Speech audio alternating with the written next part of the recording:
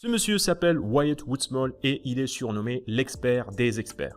Il est le pionnier d'une discipline appelée la modélisation comportementale avancée qu'on pourrait décrire comme étant l'art d'analyser et décortiquer les connaissances inconscientes des experts et génies afin que d'autres personnes puissent apprendre et dupliquer la même maîtrise. Après avoir analysé des milliers de personnes qui sont des maîtres dans leur discipline, il a résumé tout son savoir dans cette pyramide. Et dans cette vidéo, on va l'analyser, on va voir quels sont les 6 niveaux par lesquels vous devez absolument passer pour devenir un génie.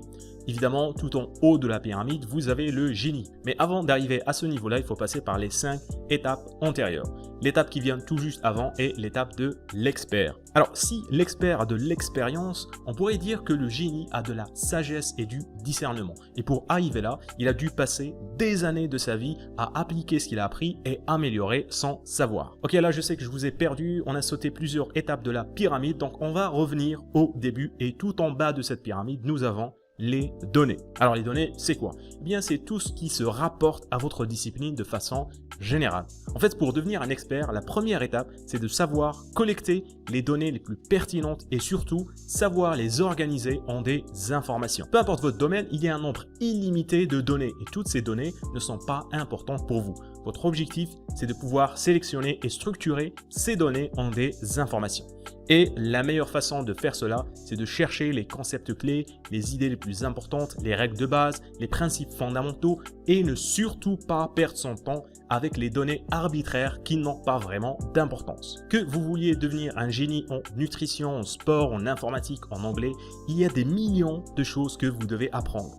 Mais vous ne pouvez pas directement vous attaquer à ces millions de données. Vous devez choisir les plus importantes et commencer par celles-ci. Ce point est crucial, mais la majorité des gens vont foncer tête baissée directement dans leur apprentissage et ignorer cette étape en sautant directement aux phases suivantes. Ce qui fait qu'ils vont perdre énormément de temps à comprendre et apprendre les moindres détails de leur discipline alors qu'ils n'ont pas encore la structure générale de toute la discipline en tête. Mais attention, à ce niveau-là, vous êtes simplement en train de collecter et organiser vos informations.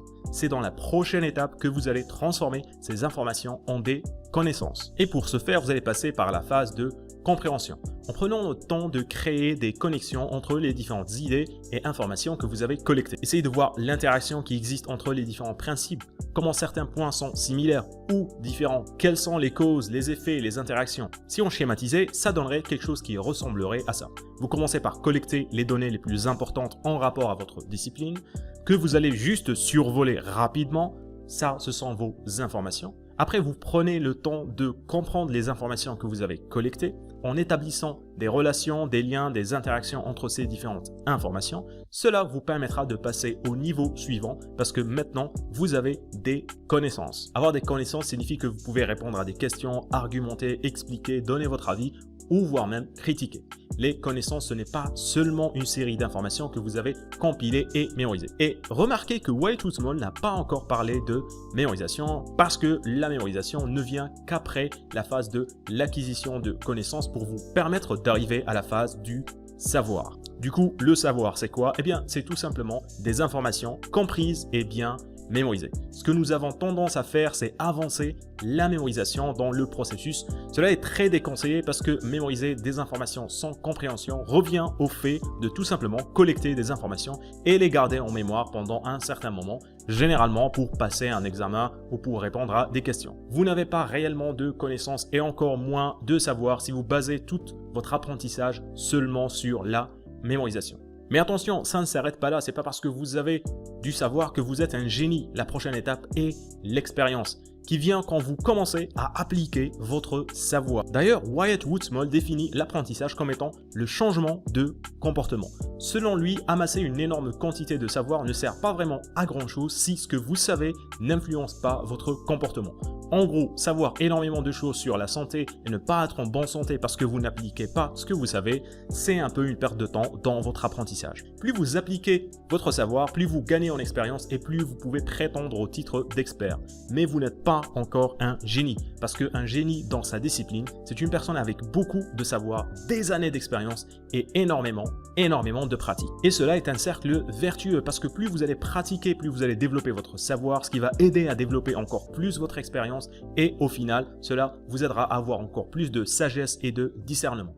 Au final, si vous voulez devenir un génie, ce sont les étapes à absolument suivre. Maintenant, une des étapes les plus importantes dans ce processus, c'est la phase de collecte et surtout la transformation des données en des informations.